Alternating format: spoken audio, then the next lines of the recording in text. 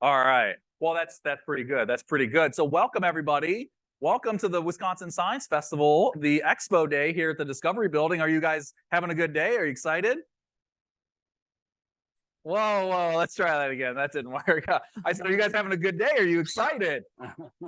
All right. Well, thank you guys for joining us today. Really quickly, we are, excited to have you all here. It looks like you're all from the Flight Academy. Am I correct? All right, which I don't know a lot about, so maybe we'll learn a little bit more as we do our questions. But we're joined today by Brandon Braga, who is the producer and writer of Star Trek, Cosmos, and The End Is Nigh, which some of you may be familiar with. And we have also Rachel Hargreaves Heald. She's going to strangle me by the end of this, I promise. Okay. But she is the vice president for production at Fuzzy Door, which some of you might be familiar with, that makes Family Guy, American Dad, The Orville. Anybody familiar with that? All right, we've got some. All right, great. And so they are writers and producers in Hollywood, and they work with a lot of the celebrities that you see on TV and in film. And so we're just going to take sort of a journey through their experience and their passions, how they got there, and then we're going to ask some questions, right? Yeah, we're going to ask. All right, well, I'll ask all the questions. I'm fine with that. Well, Rachel, if you would be so kind, kind of, tell us a bit about yourself. Sure.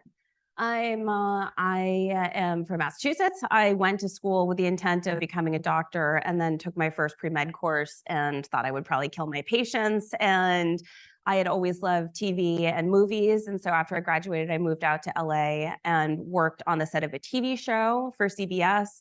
And then at the production company, which is basically a company that finds projects and takes them through production and post-production. And I hated LA. I was missing my family. And so I moved back to the East Coast and I was there for 6 years and did everything from get my master's in education. I worked for a mountaineer and filmmaker who has climbed Mount Everest 5 times. And his nonprofit looked at the impact of climate change on Himalayan glaciers. So it was a totally different thing, but it was really exciting. We were working with schools and classrooms and it felt like I was doing something. Oh, can they not hear you? Oh, okay. Oh, I'm sorry. Okay, thank you. Awesome. Yes. I feel like I was doing something that could make a difference. And when funding dried up, I moved back out to LA and started working for 2 showrunners. Do you guys ever see the TV show 12 Monkeys? Yeah. We got one. Yeah, we got All one. right. It's a time travel show. And then I saw Cosmos for the first time and completely fell in love with it. And that was the type of show that I wanted to be making. And I knew Brandon from my first time in Hollywood, and he kind of got me in the door at Fuzzy Door, and I've been there for 7 years now. And it's my job to find projects to develop. So I read a lot of books and articles, I do a lot of meetings. And once we find an idea, I kind of take it all the way through to the end. My name is Brandon. Oh, how do we turn that on? Is it on? Just push that little mic button. Oh. Like this? Oh, there we Okay. go. Wonderful. sorry. Thank you. My name is Brandon Braga, and when I was around your age, I fell in love with movies, and I wanted to make movies, and so I figured out I got good enough grades in school to figure out what college to go to, and I went to a film school called UC Santa Cruz in California, and I eventually got a job as an intern on a TV show called Star Trek: The Next Generation. And I ended up working on Star Trek for many years, and I've done a lot of science fiction shows, including Star Trek Voyager and Star Trek Enterprise, and I've made some Star Trek movies, and I do a new Star Trek-like show called The Orville, and we just did a show called The End Is Nigh, starring Bill Nye, if you know who Bill Nye the Science Guy is. And and so that's our newest show. And so that's what I do. And I write and direct these and produce these episodes of TV. And what is the Flight Academy? That's what I want to know. Yeah, what is it? What is the Flight Academy? Oh, that's great. Got it. Oh. Okay, cool. Very nice. Nice. Well, Now's the opportunity. So we got some positive nods. Some of you have watched some of the Bill Nye shows. Have you seen The End Is Nigh? Anybody? One has seen. Oh, you've seen a lot then. Okay. Well, who's just watched some of the older Bill Nye science shows? Yeah. All right. That's a good. So we know who Bill Nye is. So they get to work with Bill Nye in making the show. You guys want to talk a little bit more about The End Is Nigh? Well, there's a streamer called, you guys watch streamers? The streamers, Netflix? What's that? So there's one called Peacock, and it's a streamer, and it's a show called End Is Nigh, and it's about the end of the world and how Bill Nye can save us using science. And it's really fun and funny, and I think you might like it. And it's brand new. It's worth checking out. Well, and it's also, here, I'll take this. The format of the show that Brandon and Seth came up with is that each episode is basically a disaster movie in the first half. So it's all natural disasters or unnatural disasters that could happen. And Brandon came up with a great idea to kill Bill in every episode in a different way. And then after Bill dies, he kind of comes back to life and shows us how we can prevent the disaster from happening using science. So if you guys like disaster movies, there's a different one each episode. Mm-hmm. All right. So what kind of questions do you guys have?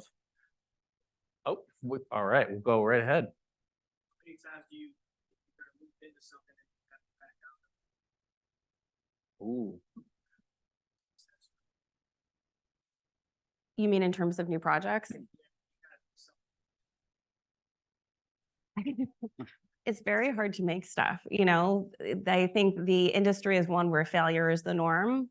So it's pretty often, whether it's through, maybe your executive has left and they were really passionate about the project, or it's a shifting mandate, can be a heartbreaking industry. Most stuff doesn't get made, which is hard to say, but it's true. Oh. I think There's some pieces of science in there too. Science, there's a lot of learning through failure.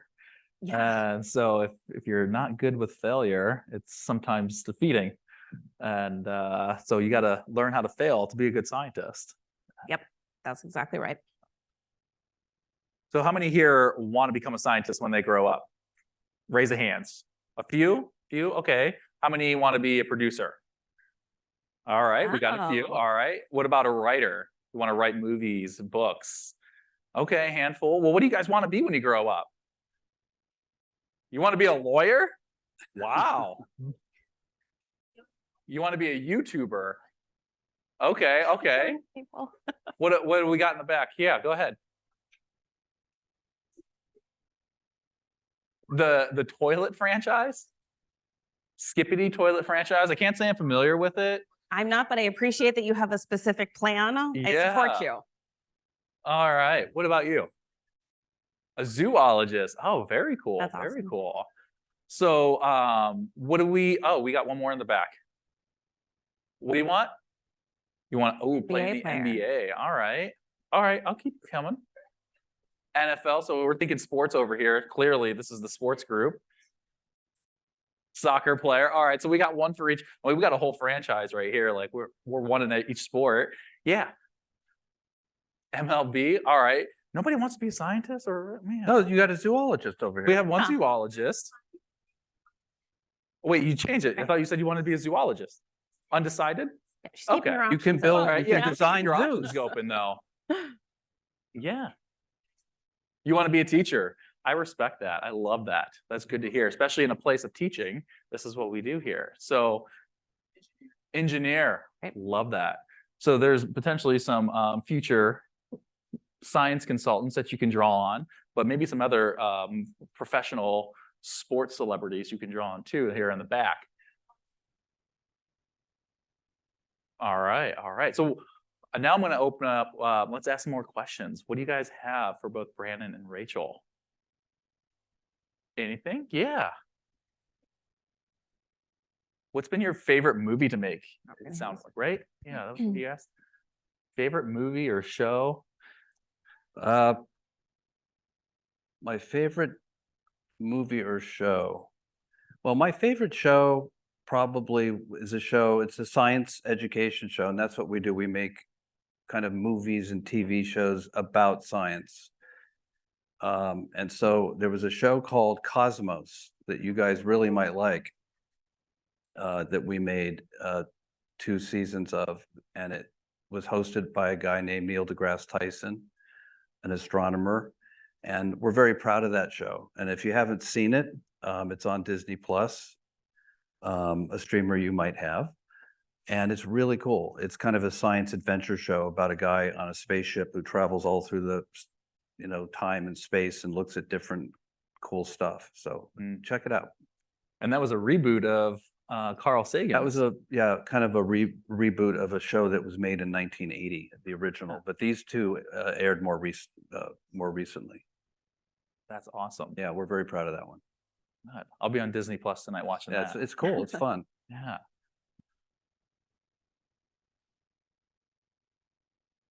I did not work on Bill Nye the Science Guy. That was before my time. But the new Bill Nye show we did work on, which is End is Nigh, which you can watch now. What's it like to work with Bill? Bill is just like you see him on TV. He's kind of very high energy, crazy, funny, and slightly annoying. And slightly annoying. But we love him. I see the teachers laughing. It's like they can understand that. Yes, sir. Yeah. Go ahead. What's that? Is Bill Nye dead? That's a matter of opinion. No, Bill Nye is alive, and he's very much alive. Yes, I just pretend to kill him in every episode. Yeah.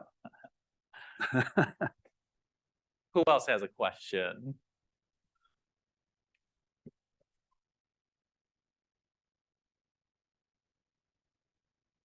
My favorite Star Trek show or movie that I did. Well, I worked on a lot of Star Trek, but there was a show, the first one I worked on, of course, was probably my favorite, Star Trek: The Next Generation with Captain Picard. But I also did a show with a woman captain named Captain Janeway called Star Trek Voyager that I really liked. And that might have been my favorite one. Yeah. Oh, how long have you been doing this? How long have I been doing this? Well, I've been doing it for 32 years. A little too long. A lot of experience there. I've been doing it for probably 10 years now. What's your favorite part of the job? I think my favorite part of the job is I get to be part of all aspects of something. I'm not doing any of the writing, but I get to work with the writers. I get to cover set. If you guys don't know, set is all about snacks. They just feed you all day. There's something called Crafty, which is a snack table that has basically anything you want. And then you get kind of more snacks and lunches and stuff. So that's certainly a perk of the job. But yeah, it's great to be kind of boots on the ground for a show and get to be involved in all aspects of it. Not everyone, the showrunner stays on from the beginning to the end. Producers stay on from the beginning to the end, but everyone else kind of comes in and out. Can I answer that? And you call that crafty? Crafty. Yeah. Okay, interesting. Yeah. What's that? Oh, yeah. So are your names or attributions in the credits of your movies and shows? Yes. And it's fun to see your name on TV. Here. Do you ever like brag about it when you're with friends or family? Like, hey, that's me. No, but I encourage them to watch the show. Go ahead. You ever made a cameo on the show? Ooh, that's a great question. Yeah, I have. made a cameo? On the show I just mentioned, Cosmos, which is about science and astronomy, but it's also about the history of science. And there was we did recreations of the past, and there was a scientist named Michael Faraday, who maybe you'll learn about one day, who I kind of looked like. So they wanted me to play the part. So I played that character in 2 episodes. I also have a cameo in a Star Trek movie called Star Trek First Contact. Those are my 3 cameos. Very cool. Unpaid. Unpaid cameos.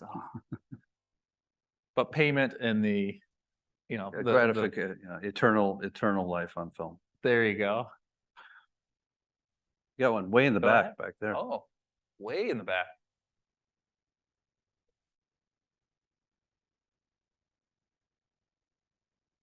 What motivates you to keep making movies?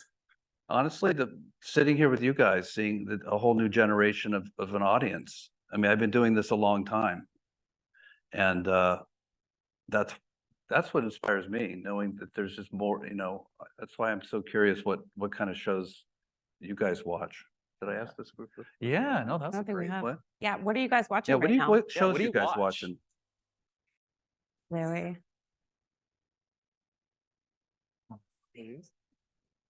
What streaming services do you guys watch? Netflix. Okay, Netflix, YouTube, Disney. YouTube is a common thing. Did you say Family Guy?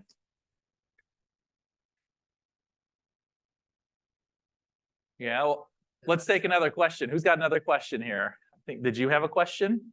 No? Okay. So slide hand. All right, way in the back. Behind the cameras there. What do you got?